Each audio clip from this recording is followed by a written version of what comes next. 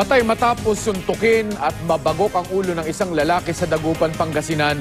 Suspect ang pinsan ng biktima na nakapikunan umano niya sa inuman. Makibalita tayo kay Kim Bandarlipe ng RTV Balitang Amyanan. Sa kulungan ng bagsak ng 37 anyos na bangkero na si JV Vinluan matapos suntukin ng kanyang pinsan sa Barangay Kalmay, Dagupan City. Nasawi ang 39 anyos na biktimang si Michael Torrio, isang construction worker.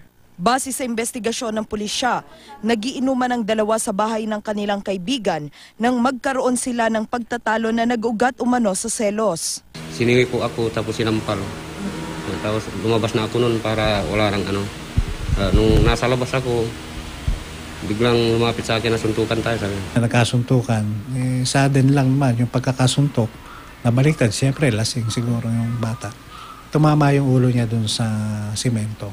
Dinala sa ospital ang biktima, ngunit agad binawian ng buhay. Sa bahay naman nag-inuman tong mga to, kaya lang, yun nga, umabot dun sa punto na nasobrahan. Kaya ang paalala natin, kung inom, in moderation lang siguro. Maharap ang sospek sa kaukulang kaso.